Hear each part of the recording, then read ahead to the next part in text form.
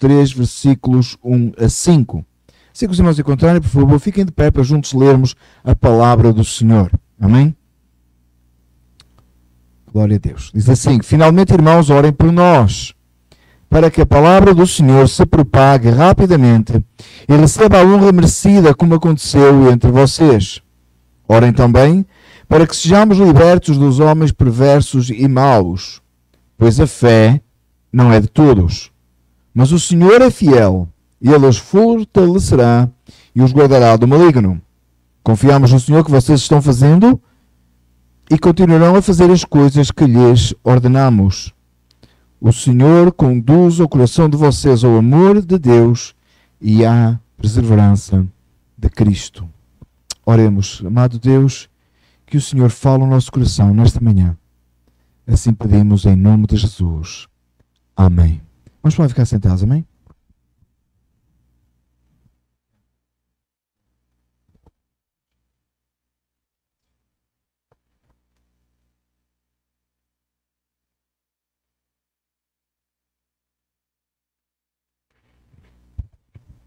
Thank you.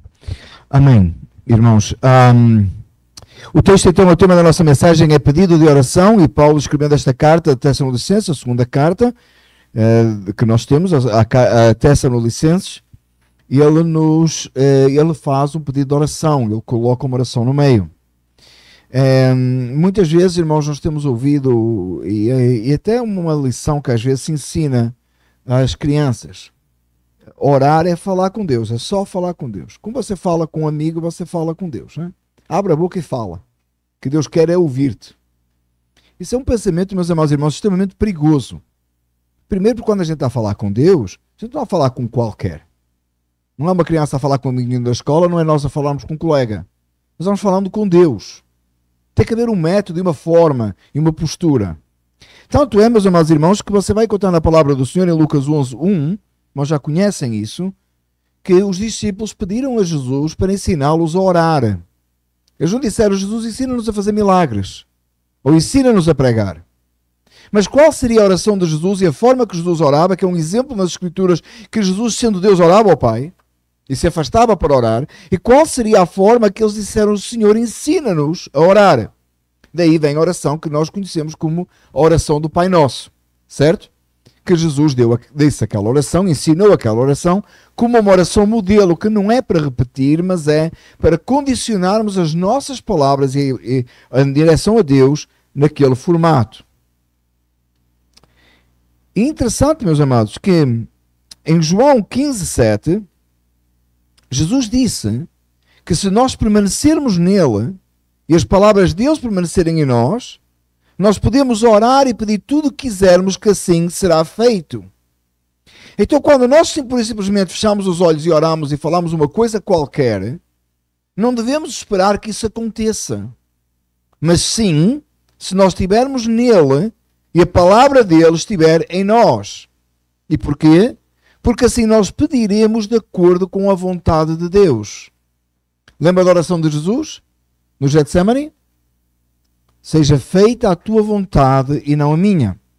No livro de Tiago você encontra outro ensino sobre a oração que diz que pedimos e não recebemos porque pedimos mal para gastarmos segundo os nossos próprios deleites.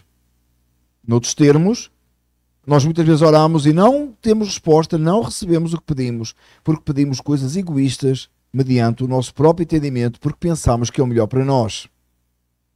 Deus quer o melhor para nós, por certo, o melhor para os seus filhos. Nós é que não sabemos o que é o melhor para nós. E pedimos às vezes coisas tontas. Coisas que não seriam boas para nós. Amados irmãos, é extremamente importante que nós analisemos as orações que estão na Bíblia.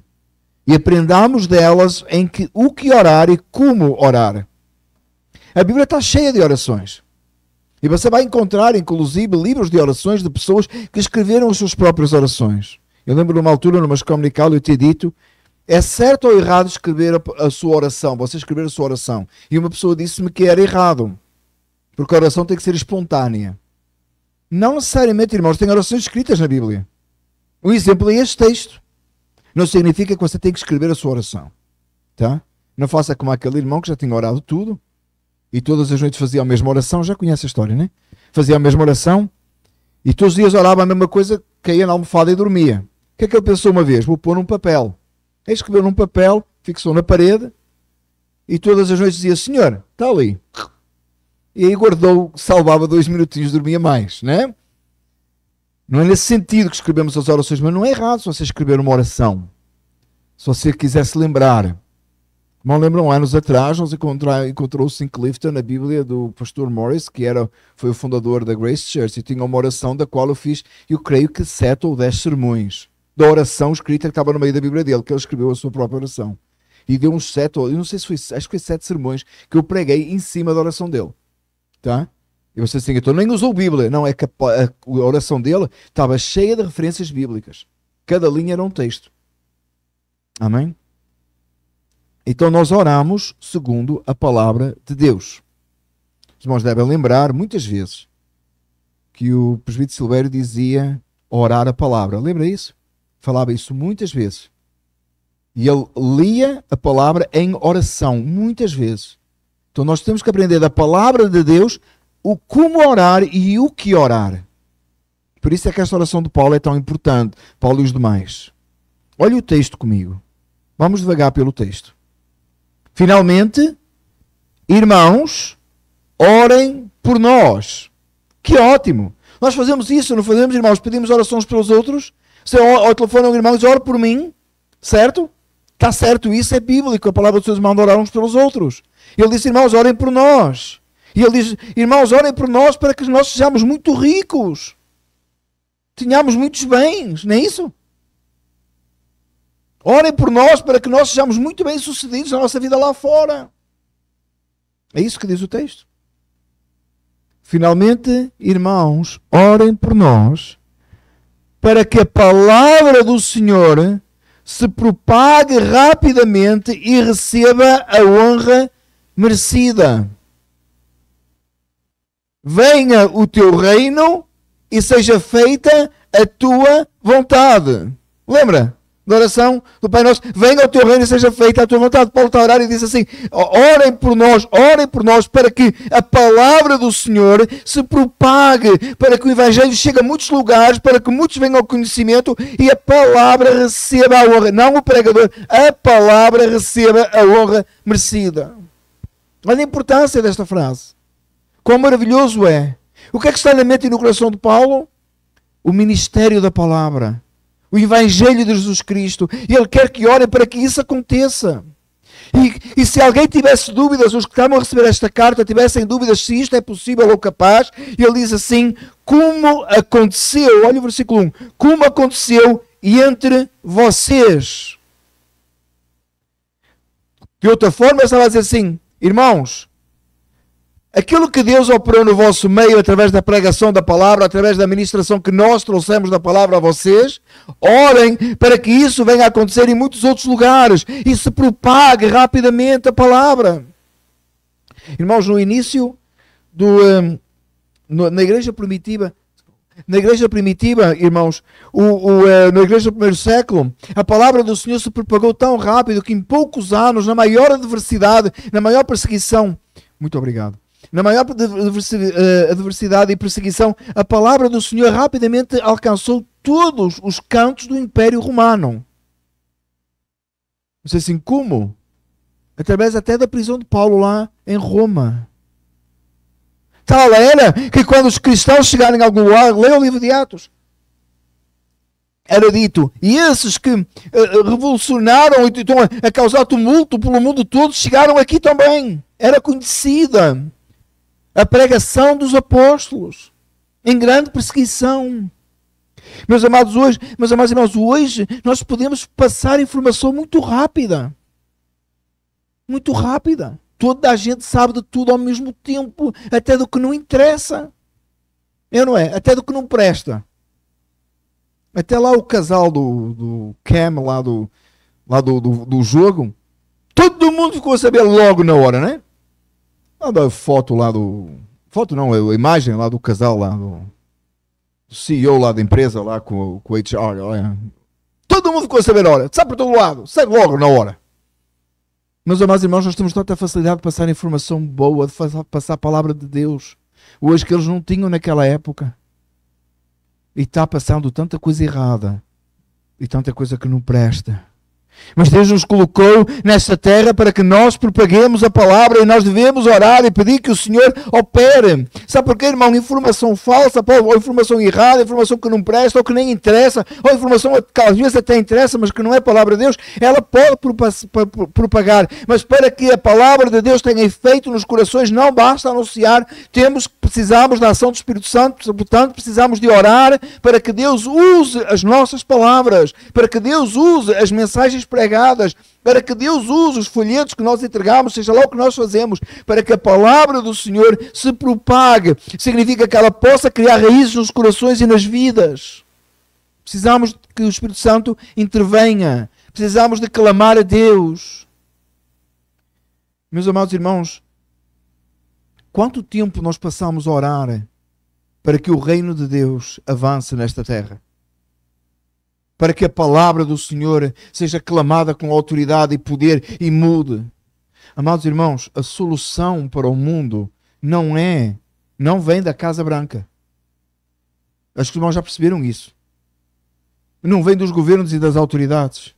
A solução para o mundo vem da palavra do Senhor. E os portadores da solução somos nós, a igreja.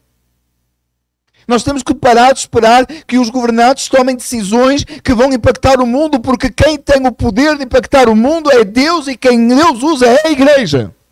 Somos nós. Nós somos muito mais responsáveis de causar mudança no mundo do que os governos têm. A não ser que seja um governo temente a Deus, que claramente não temos memória no nosso tempo. Muito dificilmente. Talvez os mais velhos vão lembrar alguém. Mas hoje, no nosso tempo, não temos. Um governo temente a Deus?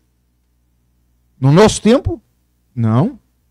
E ainda que assim fosse, a responsabilidade de causar mudança no mundo é da igreja, é do reino de Deus. Nós somos o reino de Deus.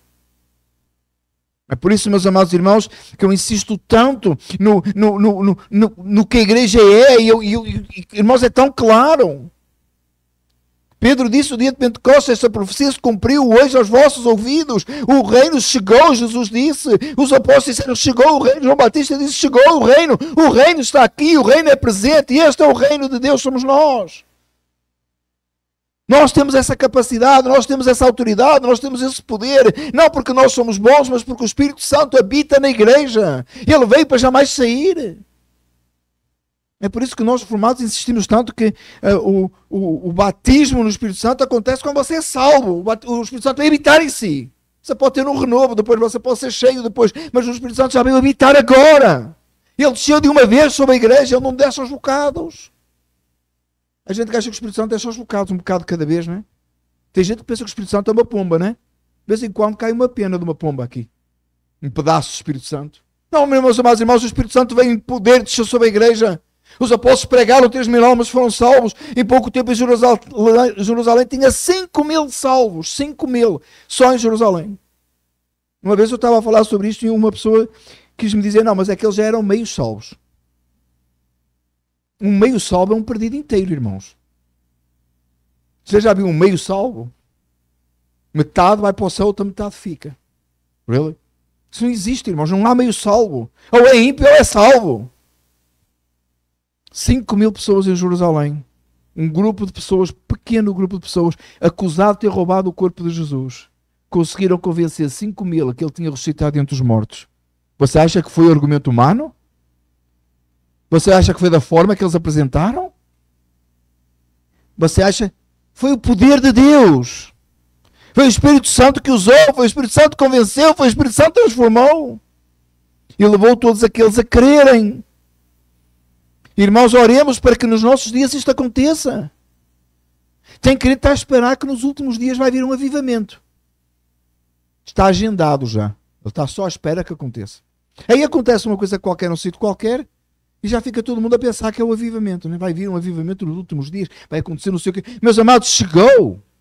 Chegou no dia de Pentecostes. A decisão é nossa, ou nós estamos ou não estamos. Ou nós somos uma igreja avivada ou não somos. Porque o Espírito está aqui para nos usar agora. Então dobremos os nossos joelhos e clamemos, tal e qual Paulo diz aqui, a eles para orarem, para que a palavra do Senhor se propague rapidamente e receba a honra merecida. Amados irmãos, às vezes nem nós honramos bem a palavra de Deus.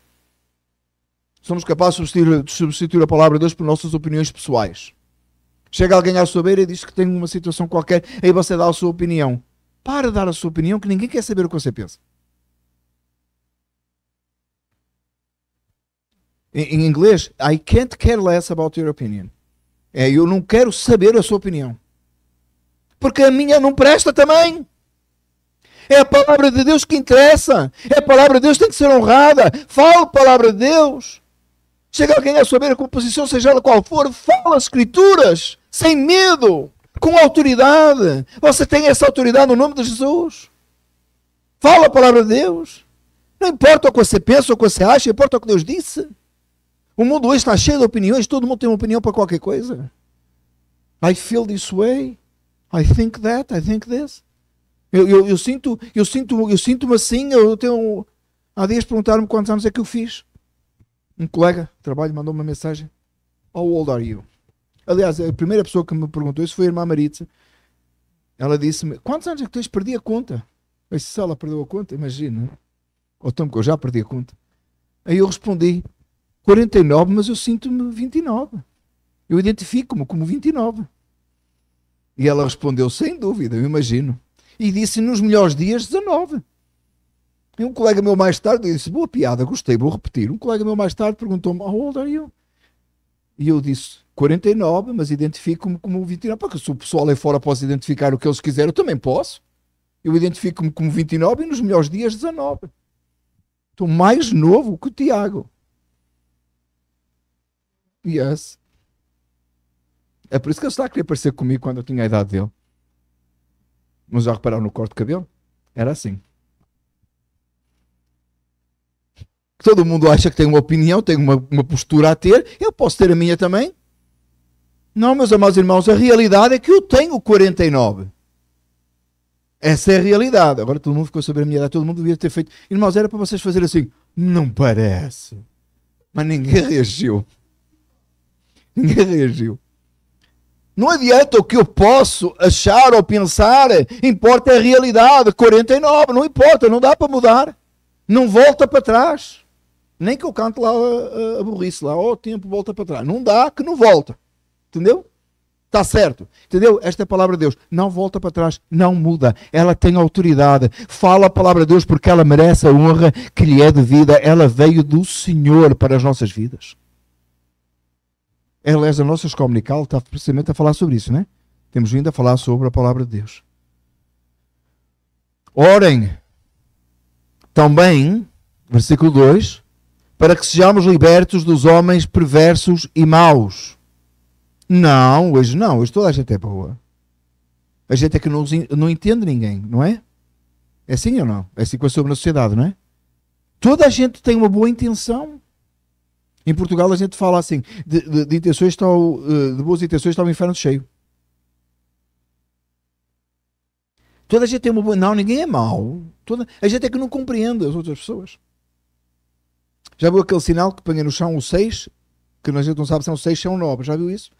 E o que está deste lado diz assim, não, para mim é um 6. E o que está do outro lado é um 9. E depois tem pessoas, vocês já devem ter visto isso no Facebook, depois tem pessoas desprovidas de inteligência, que dizem, só pode ser, que dizem assim, porque um não consegue ver a perspectiva do outro. E para mim é um 9, né? Os irmãos entenderam, é um 9, e o que está do outro lado vê um 6, porque eu não estou a ver a perspectiva dele, porque ele não está a ver a minha, porque se tivesse, nós todos concordaríamos que pode ser ambos. Não pode, não, porque alguém escreveu um 6 ou um 9. Houve uma pessoa que sabe a verdade, porque foi a pessoa que desenhou lá o 6 ou o 9, certo? Sim ou não? Amém. Quem sabe a verdade sobre a vida? Deus, que não só criou, desenhou-a e determinou como é que ela deveria de ser. Então não importa o que é que um acha, o que é que o outro acha, um acha que é 6, o outro acha que é 9. Não importa o que é que acha, importa o que realmente é. E ou é uma coisa ou é outra. Irmãos, isto não se aplica só à questão do transgênero aí, dessa burrice aí. Aplica-se em todas as áreas da vida. Não importa o que você acha, não importa o que você pensa, sobre seja lá o que for. Importa o que a palavra de Deus ensina. Porque Ele é Deus e nós não. Eu não venho ao púlpito dar a minha opinião. No dia que eu vier dar a minha opinião, você, por favor, vá embora. Eu venho para pregar a palavra de Deus, dizer o que está escrito. Você acha que eu concordo com tudo que eu prego? Será que é fácil? Não, uma vez, não vai há muito tempo, eu falei uma coisa no meu trabalho e uma pessoa disse-me assim, olha, é a tua perspectiva. Eu disse, não é, porque eu ainda nem falei qual é a minha perspectiva, nem vou falar. Eu estou a dizer o que a Bíblia diz. Não falei o que eu acho. Você acha que algum pregador prega com alegria, ame os seus inimigos? Com alegria, ele concorda, ele acha que é bom.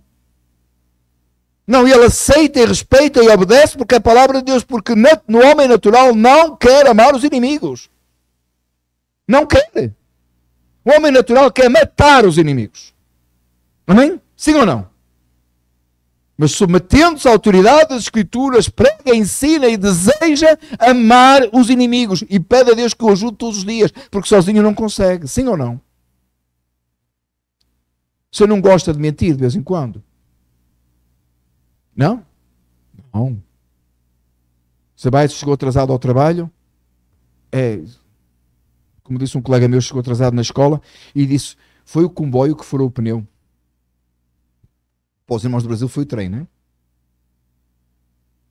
Irmãos, o comboio não tem pneu, não, só para esclarecer aqui, right? Certo? O comboio que furou o pneu. Eu disse, por brincadeira, não é? Eu ia a pé para a escola, disse, por brincadeira. Irmãos, mentir é muito mais fácil. Tem situações que é mais fácil, é ou não é? A polícia mandou parar, você ia com excesso de velocidade, e você mata a família toda. Morreram todos, eu vou para tentar socorrer um. Que também já morreu, mas eu estou a tentar chegar lá, é por isso que eu estou com pressa. Mentir é muito mais fácil, meus amados irmãos. Porquê é que nós falamos a verdade e sofremos as consequências? Porque Deus é verdadeiro. E nele não há engano nem mentira. Amém? É fácil? É opinião minha? Não, é palavra de Deus. Quantas vezes temos que olhar para a palavra de Deus e dizer, Senhor, ajuda-me a amar a tua palavra ao ponto de obedecer, até com aquelas áreas que eu tenho mais dificuldade. Porque todos temos, sim. Ou você não tem dificuldade com nenhum versículo na Bíblia? Gosta deles todos. Para que todos sejamos libertos dos homens maus, perversos e maus. Sim, meus amados irmãos, tem gente perversa e má, que mesmo nós amando e querendo pregar o Evangelho, eles querem destruir a obra de Deus e se pudessem, fariam. Se pudessem, apagariam-nos, destruiriam-nos. Temos que orar para que Deus nos ajude, para que sejamos libertos, não para que vivamos uma vida boa, mas para que possamos continuar a fazer aquilo que está no versículo 1, a propagar e a pregar a palavra de Deus. Precisamos de orar e clamar a Deus que tenha misericórdia. Segunda parte do versículo 2, pois a fé não é de todos. Não, nem todos serão salvos. Não, Jesus não morreu por todos, Ele morreu por aqueles que haveriam de ser salvos, porque a expiação é limitada. E o texto aqui é muito claro. E nós precisamos de pôr o pé mais, nós precisamos ter mais assento nisso, irmãos, e confirmar isso com mais certeza e convicção. Porque levamos as coisas muito de leve. Meus amados, o oposto à expiação limitada é o universalismo. É a salvação de todos. Jesus salvou a todos, Ele morreu por todos, vai salvar todos no final, vai dar tudo certo. Não vai não. Não vai não. Só aquele que tem Cristo Jesus será salvo. Só aquele que recebeu pelo sangue foi lavado dos seus pecados será salvo. E Deus na sua presciência sabe e determinou aqueles que haveriam de ser salvos, porque Ele é Senhor e Deus, e não nós. E não nós. Isso nos coloca numa posição. Alguns dizem assim, você acha-se muito especial, Jesus morreu por si e não morreu pelo outro. Mentira, isso põe-me no ponto do mais humilde e me traz ao maior quebrantamento, é dizer, Senhor, eu não merecia, porquê? E eu? A glória é do Senhor somente. A expiação limitada não nos dá uma ideia de superioridade, não. Dá-nos uma ideia de humildade e quebrantamento. Se dá a alguém uma ideia de superioridade, essa pessoa não é salva, ela não foi lavada pelo sangue de Jesus, ela não tem ideia. É um louco. A expiação limitada nos leva a chegar diante do Senhor e dizer: Senhor, graças te dou e a ti servirei para sempre. Porque eu não era digno tão pouco. E o Senhor me escolheu e eu nem sei porquê. Que a verdade é essa. É que eu nem sei porquê. Tem gente má e perversa querendo destruir a obra do Senhor.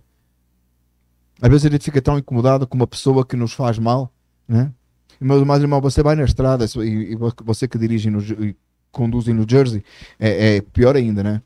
A gente vai na estrada e vem o fulano e corta a estrada. Você fica bravo com aquela pessoa, mal com aquela pessoa. Tem gente tentando te destruir e roubar a tua fé e tu não queres saber. A gente fica tão indignado com a pessoa que nos corta no semáforo, ou que buzinou, ou que não arrancou, e somente no Jersey fica todo mundo bravo, não é? O sinal ainda nem ficou verde, o trás já está a buzinar. Onde é que você quer que eu vá? Alguém cortou você na estrada, você... Só não fala a palavrão porque é crente, não é? Diz, vai abençoado.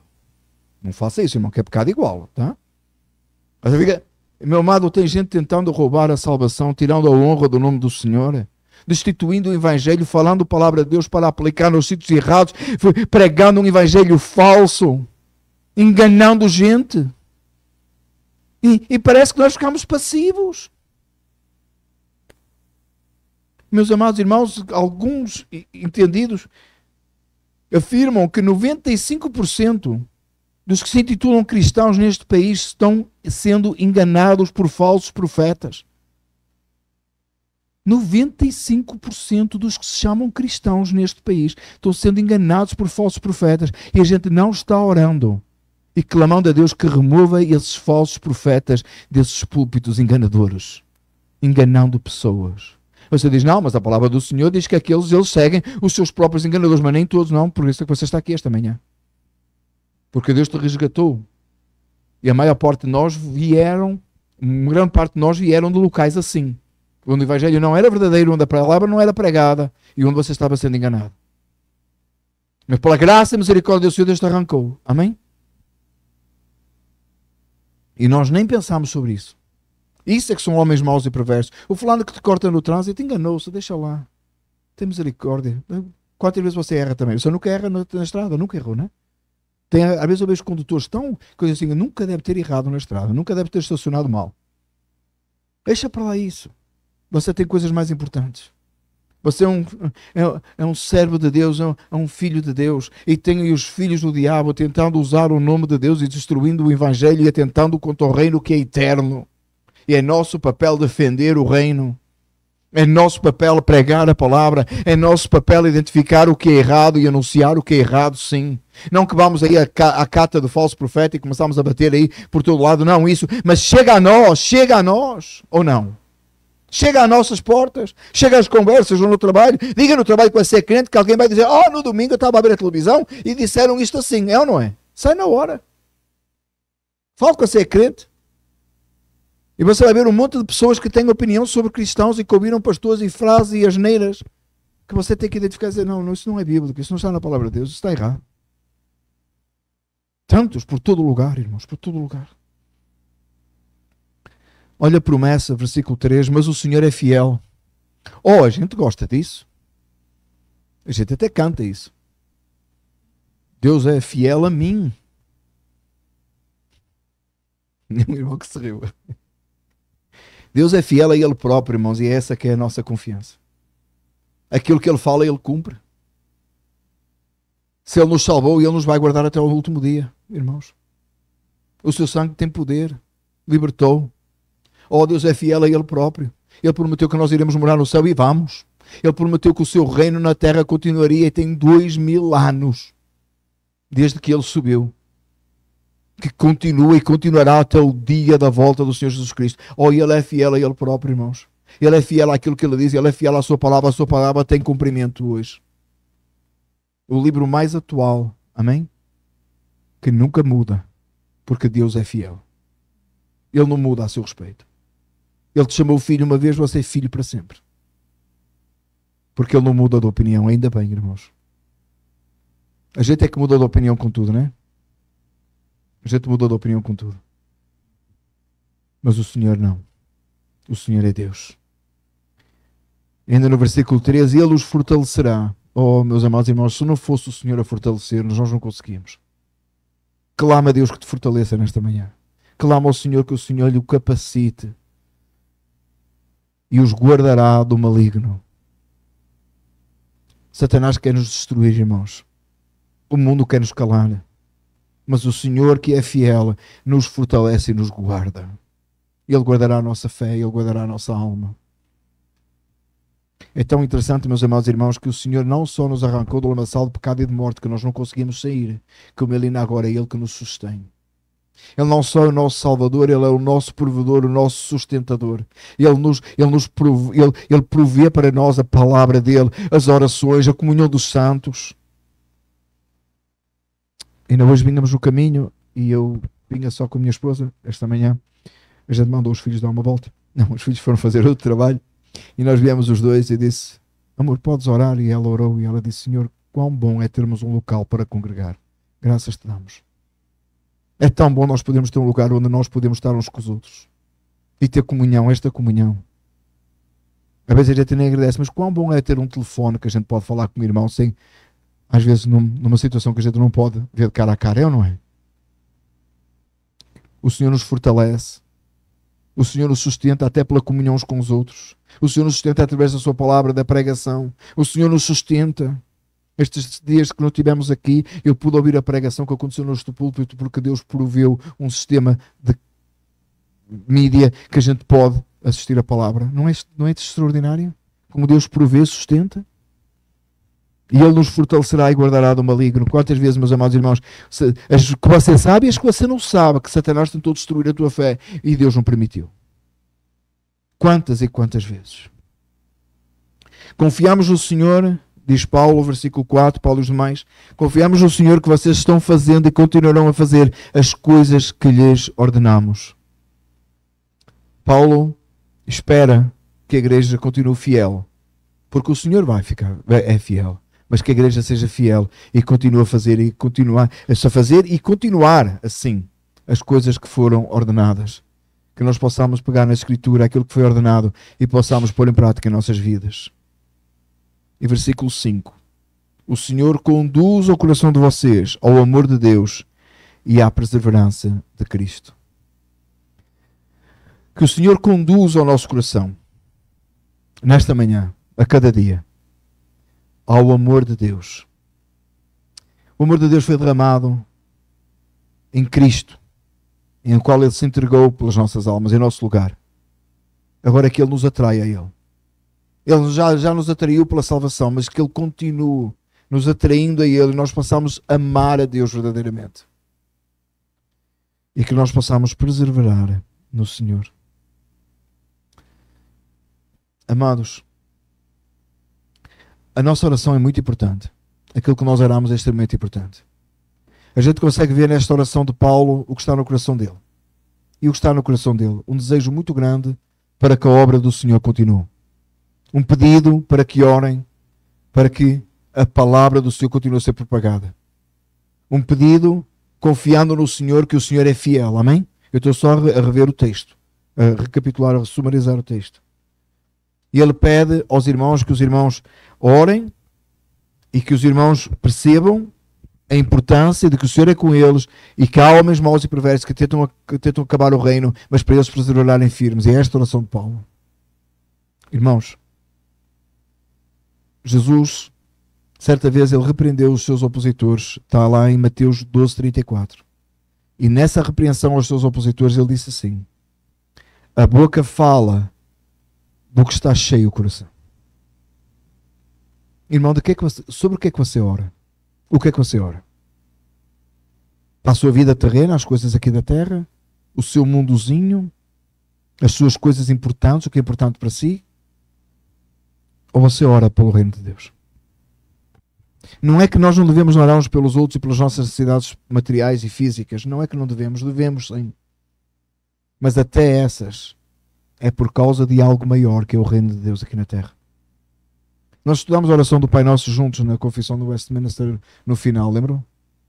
E você reparou como toda aquela oração, ela tem como foco A oração do Pai Nosso tem como foco o reino de Deus. Até quando pede as necessidades básicas, o pão nosso cada dia nos dá hoje.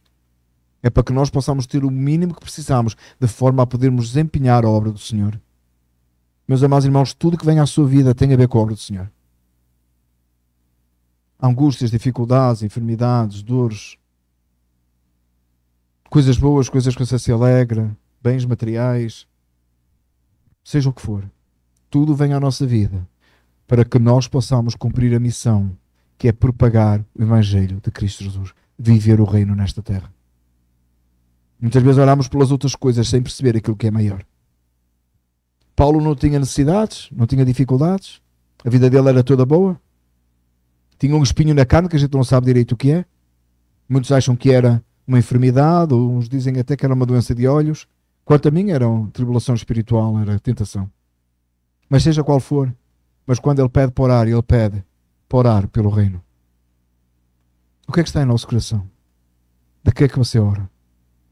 É só fechar os olhos, abrir a boca e falar o como você fala com outra pessoa qualquer? Será que a oração é mesmo isso?